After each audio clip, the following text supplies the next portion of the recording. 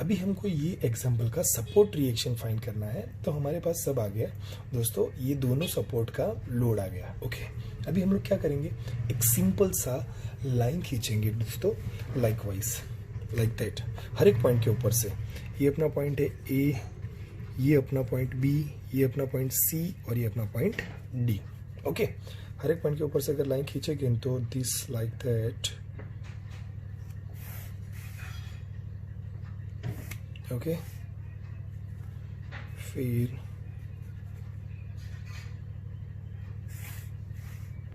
Like this,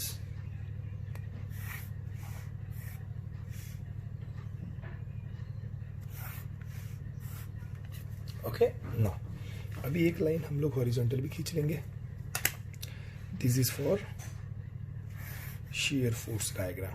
okay, now ये shear force diagram के लिए, तो ये अपना ए, ये अपना बी, ये अपना सी और ये अपना डी। चलो, तो shear फोर्स डायग्राम के लिए हमको सिर्फ लोड को देखना है, सिर्फ जो लोड दिया हुआ है वही देखना है, बाकी कुछ देखने की जरूरत नहीं है। Okay, so now this is a reference point. हम लोग यहाँ से स्टार्ट करेंगे, यहाँ तक जाएंगे। अगर यहाँ से मैंने स्टार्ट किया तो ये एरो ऊपर जा रहा है, मतलब ये लोड ऊपर जा रहा है। कितना ऊपर जा रहा है? 23.34। So you to make yourself, आपको कोई स्केल लेने की ज़रूरत नहीं है, आपको सिर्फ रफली ड्रॉ करना है। सो दिस इज अ, मैं समझ लेता हूँ कि ये वाला है। ओके, तो यहाँ तक दिस इज अ 23.34 है। ओके, किलोन्यूटन है। अब इसके बाद ये यहाँ से लेकर मैं ए पॉइंट से बी पॉइंट पे जाऊंगा तो कोई बीच में कोई लोड आ रहा है? नहीं आ रहा। So this a constant, so this a constant, you can also make with scale. Okay, now तो यहाँ तक कांस्टेंट रहेगा, तो यहाँ पे भी कितना रहेगा? तो यहाँ पे भी 23.34 ही रहेगा। ओके, नाउ फिर इसके बाद हम लोगों ने क्या किया, हम लोगों ने किया इसके बाद कि भी मान लो कि भी ये पॉइंट पे मैं खड़ा हूँ, तो ये पॉइंट कौन सा है? बी, तो ये 15 नीचे जा रहा है, तो 23.34 में से 15 माइनस होगा क्योंकि वो नीचे जा रहा है, तो 8.34 इन पॉजिटिव। सो पॉजिटिव 8.34, तो मतलब वो 15 यहाँ पे जाएगा। सो दिस वो यहाँ पे आएगा 8.34। ओके, नाउ अभी वो बी से लेकर, अभी कोई है दूसरा लोड नहीं है, तो बी से लेकर सी तक जाएगा। तो अगर बी से लेकर सी तक जाएगा तो कोई लोड है बीच में? नहीं है, तो सीधा चला जाएगा, सीधा चला जाएगा लाइक दैट। यहाँ पे भी कितना रहेगा? इट्स 8.34। ना ये पॉइंट पे आके क्या रहेगा? ये नीचे आ रहा है, कितना? Minus, this a point load, तो माइनस आ रहा है ये लाइन के ऊपर, तो हम लोग यहाँ पे 8.34 माइनस 20 करेंगे तो कितना आएगा? 11.66 इन नेगेटिव डायरेक्शन। अगर ये प्लस है और ये माइनस है तो नीचे चले जाएंगे हम लोग दिस। ओके, तो यहाँ पे आ जाएगा माइनस 11.66। माइनस लिखने की जरूरत नहीं है बिकॉज ये बेस लाइन के ऊपर प्लस है और बेस लाइन के नीचे माइनस है, वो हम लोग इंडिकेट करेंगे अभी ना। अभी इसके बाद ये 11.66 के पॉइंट के बाद यहाँ पे सी से लेकर डी तक जाना है, बट यहाँ पे यूडीएल है।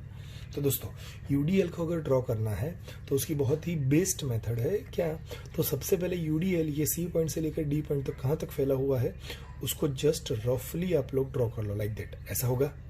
नाउ यही पॉइंट के ऊपर अभी यूडीएल नीचे आ रहा है ना, कितना नीचे आ रहा है? 20 इंटू 2 है ना, 20 को 2 के साथ मल्टीप्लाई करेंगे तो उसका टोटल लोड मिलेगा, वो तो 40, तो 40 नीचे आ रहा है, तो नीचे यहाँ से ही नीचे 40 जा रहा है, तो हम लोग ये पॉइंट के ऊपर नीचे जाएंगे तो माइनस 40 हो गया 51.66। तो यहाँ पे हम लोग नीचे जाएंगे, ड्रॉ नहीं करना है इसको। ओके, सो दिस इज अ 51.66 और ड्रॉ हमको ये लाइन करनी है। Okay, got the point? क्या है, फिर से मैं बोलता हूँ कि यूडीएल अगर हमको ड्रॉ करना है तो समझो कि एक ट्राइंगल बनाना है। ट्राइंगल बनाना मीन्स कैसे? तो यूडीएल मान लो कि यहाँ से स्टार्ट हो रहा है, यहाँ पे खत्म हो रहा है, तो यहाँ से स्टार्ट हो रहा है, यहाँ पे खत्म हो रहा है, तो खत्म होने पर वो स्ट्रेट लाइन ड्रॉ करेंगे। फिर यूडीएल जितना लोड है, मान लो 20 इंटू 40, तो 40 के अंदर ये वाला ये भी नीचे जा रहा है, तो माइनस वो 11.66 के अंदर माइनस 40 हम लोग ऐड करेंगे तो कितना हो जाएगा? नीचे जाएंगे तो माइनस 51.66। तो ये वाली लाइन ड्रॉ करेंगे, बट ड्रॉ नहीं करना है, ड्रॉ हमको इसे ये लाइन ड्रॉ करना है। तो बिकॉज यूडीएल हम लोग ऐसे स्लैंटिंग लाइन से इंडिकेट करते हैं। ओके, नाउ अभी ये मैं यहाँ पे खड़ा हूँ, यहाँ पे कितना है? 51.66 माइनस, और ये वाला ऊपर जा रहा है तो प्लस 50, तो माइनस 51.66 और प्लस करेंगे तो 0 आएगा, तो यहाँ से यहाँ तक हो जाएगा अपना 0। मतलब हम लोगों ने ए से चालू किया था, बी पे खत्म. So this is a positive and this is a negative. और we can also say that it is a SF diagram. Okay, इसको हम लोग SF डायग्राम बोलते हैं. जैसे हम लोगों ने शीयर फोर्स डायग्राम ड्रॉ किया, अगर उसको लिखना है तो हम लोग ऐसे लिख सकते हैं. SF एट ए के ऊपर कितना फोर्स आ रहा था, 23.34. तो we can write like that SF at point A equal to 23.34 kilo newton. उसके बाद SF एट पॉइंट बी, तो बी के ऊपर कितना आया था, सो 23.34 माइनस 15 कितना आया था, 8.34 kilo newton. And SF at point C के ऊपर 8.34 से लेकर चालू किया, -20 तो मिला था -11.66 kilo newton. And last and final SF at point D हमको मिला था -51.66 किलो न्यूटन. अगर हमको ऐसा माइनस माइनस नहीं बताना तो हम लोग डायरेक्टली एरो से भी इंडिकेट कर सकते हैं. ओके ना. अब इसके बाद हमारा जो नेक्स्ट पॉइंट है, it is a bending moment diagram. Okay, तो बेंडिंग मोमेंट मीन्स क्या, तो जैसे हम लोगों ने अभी देखा था कि भाई मोमेंट सपोर्ट की हम लोग फाइंड करते हैं तो सिर्फ किसी एक को रेफरेंस लेते हैं और बाकी सबको यहाँ पे लेके आते हैं. अभी बेंडिंग मोमेंट ड्रॉ करना है हर एक लोड का. तो यहाँ पे हमको क्या करना पड़ेगा, हर एक पॉइंट का हमको मोमेंट फाइंड करना पड़ेगा. मतलब ए पॉइंट का मोमेंट, बी पॉइंट का मोमेंट, सी पॉइंट का मोमेंट और डी पॉइंट का मोमेंट. तो ए पॉइंट का मोमेंट और डी पॉइंट का मोमेंट जो एंड पे है, तो एंड पॉइंट का मोमेंट 0 होता है अगर वो फ्री होता है तो, है ना. यहाँ से आगे कुछ नहीं, यहाँ से भी आगे कुछ नहीं है. So moment of A equal to 0 and moment of B equal to 0. ये दोनों का यूनिट हो जाएगा किलो न्यूटन इंटू मीटर. 0 है तो 0 रहेगा ना. अभी मेरे को मोमेंट ऑफ बी फाइंड करना है, तो कैसे फाइंड करेंगे हम लोग, तो now for moment of B, अगर बी के लिए फाइंड करना है तो हमको बी के ऊपर खड़ा रहना पड़ेगा. ओके, सो मैं बी के ऊपर खड़ा रह गया. बी के ऊपर मैं खड़ा रह गया तो अभी देखो क्या है, तो मैं दो रास्ते से यहाँ से मतलब जा सकता हूँ. ए से जा सकता हूँ और डी से भी जा सकता हूँ, है ना. सो मतलब दो रास्ते, तो समझो कि किसी एक ही रास्ते को कंसीडर करना है. मतलब कोई एक रास्ता पकड़ो, दूसरे रास्ते को आप लोग क्या कर दो, ढक दो. बराबर, ढक देता हूँ तो मतलब मान लो कि मैं ऐसे ढक देता हूँ. ओके, सिर्फ एक ही रास्ता, कहाँ से, ये वाला रास्ता दिखता है, या तो फिर ये वाले रास्ते को ढक दो और ये वाले रास्ते से आप लोग जाओ. ओके, बट हम लोग हमेशा छोटा रास्ता पसंद करते हैं, तो मैंने इसको बंद कर दिया. तो अगर ये कुछ नहीं दिखेगा मुझे, तो मुझे क्या दिखेगा, सिर्फ ये. एक ही बात सोचनी है, ऊपर वाला प्लस और नीचे वाला माइनस. अगर दोनों आता है तो यहाँ पे हम लोग क्या करेंगे, दिस इज अ VA. ये जो लोड आता है हमको यहाँ पे मोमेंट फाइंड करनी है. So moment of C equal to this force into distance. Okay, now force into distance मतलब ये क्लॉकवाइज है, मतलब अगर इसके साइड कुछ नहीं है तो हम लोग ऊपर प्लस लेते हैं, नीचे में कोई भी ले सकते हैं. सो दिस ऊपर plus 23.34 into 2. Okay, directly. So this force into distance, यहाँ तक लेंगे, बात खत्म. नाउ 23.34 इंटू 2 आता है 46.68 equal to 46.68 kilo newton into metre. ये हो गया मोमेंट ऑफ C. अभी आपको ऐसा लगेगा कि दोस्तों सर यहाँ से भी तो बताओ, हाँ तो यहाँ से भी बता देते हैं. तो यहाँ से अगर फाइंड करना है तो कैसे फाइंड करते हैं, sorry this is a moment of B. ना अगर यहाँ से फाइंड करना है तो कैसे फाइंड करेंगे, देखो यहाँ से लेकर यहाँ तक जाना पड़ेगा. सो दिस इज अ 51.66, तो लिखो ऊपर प्लस नीचे माइनस. 51.66 इंटू 2 इंटू 2 4, तो 4 माइनस, क्योंकि ये नीचे आ रहा है, ये एंटी क्लॉकवाइज प्लस लिया मैंने तो क्लॉकवाइज माइनस लूंगा. नीचे आ रहा है ना माइनस. यूडीएल कितना है, 20 इंटू 2 तो रहेगा और उसका डिस्टेंस हाफ होता है, तो हाफ से लेकर यहाँ तक जाने का तो 1 इंटू 2 3. ओके, नाउ फिर ये वाला -20 इंटू 2, सो -20 इंटू 2. अभी इसका कैलकुलेशन करो, तो इसका अगर कैलकुलेशन करेंगे तो in bracket 51.66 into 4 -20 into 2 into 3 minus in bracket 20 into 2 हो गया 46.64. Okay fine. सो सब आंसर सब जगह से सेम ही आएगा. Okay now so it's also 46.68 kilo newton into metre.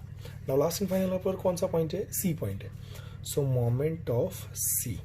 अगर मोमेंट ऑफ सी फाइंड करना है तो सेम वे जैसे मैंने बताया, तो सी पॉइंट पे खड़ा रहूंगा तो यहाँ से भी दो रास्ते से, ए से भी जा सकता हूँ सी के ऊपर, डी से भी जा सकता हूँ.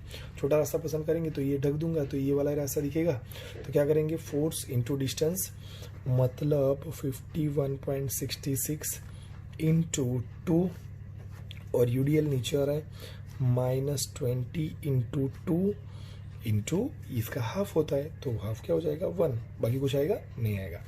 इसको अगर सॉल्व करेंगे तो क्या हो जाएगा? It's bracket 51.66 into 2 minus 20 into 2 into 1 हो जाता है 63.32 kilo newton into metre. So this is a moment of C. तो दोस्तों पता चला ना. तो हम लोगों ने क्या किया? हर एक पॉइंट का मोमेंट फाइंड किया. ए पॉइंट का मोमेंट एंड है इसलिए 0. बी पॉइंट का moment yes this is a 48.68. C point का moment yes this is 32 and D point का moment it's a like that. अगर ये जो यूडीएल है अगर वो बेस लाइन को क्रॉस करता बीच में से, अभी यहाँ पे कोई ऐसी लाइन नहीं है कि क्रॉसिंग, अगर क्रॉस करता तो वो पॉइंट का भी हमको मोमेंट फाइंड करना पड़ता. बट ये एग्जांपल में ऐसा नहीं है. ओके सो वो एग्जांपल आएगा, इसको पॉइंट ऑफ कॉन्ट्राफ्लेक्शन बोलते हैं. ओके उसमें कैसे फाइंड करेंगे वो भी मैं आपको बताऊंगा. बट सबसे पहले इसको ड्रॉ कर देते हैं. अगर ड्रॉ करना है तो लाइक दैट एक बेस लाइन खींचनी पड़ेगी. उसके बाद हम लोग लिख देंगे this is a A, this is a A point, this is a B point, this is a C point and this is a D point. Now अभी काम करेंगे A से चालू करेंगे है ना. तो A कितना है? 0. तो ये हो गया 0. फिर D कितना है? 0 हो गया. फिर अपना ये कितना है?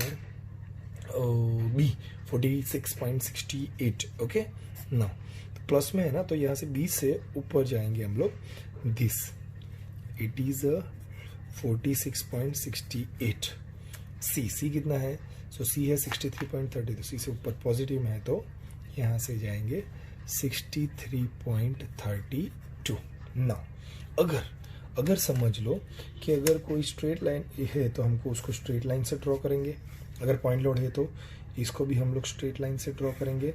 बट अगर यूडीएल है तो यूडीएल को हम लोग थोड़ा कर्व से बताएंगे. Okay like that. So this is all are the positive and this is a bending moment diagram. Okay fine understood. So this is a SF and BM. तो SF और BM कैसे draw करते पता चल गया. Now last में थोड़ा recap कर देता हूँ. अगर किसी भी एग्जाम्पल का SF और BM ड्रॉ करना है और अगर उसका सपोर्ट रिएक्शन नहीं है तो सपोर्ट रिएक्शन पहले हम लोग फाइंड कर देंगे. सपोर्ट रिएक्शन फाइंड करने के बाद हम लोग क्या करेंगे? Directly with use of the load we can make a shear force diagram. Okay and second step moment diagram draw करने के लिए हमको हर एक पॉइंट का मोमेंट फाइंड करना पड़ेगा. हर एक पॉइंट का मोमेंट हम लोगों ने फाइंड कर लिया और फिर उसका डायग्राम ड्रॉ कर दिया. Okay this is known as a shear force and bending moment diagram. Okay I hope you enjoy this session.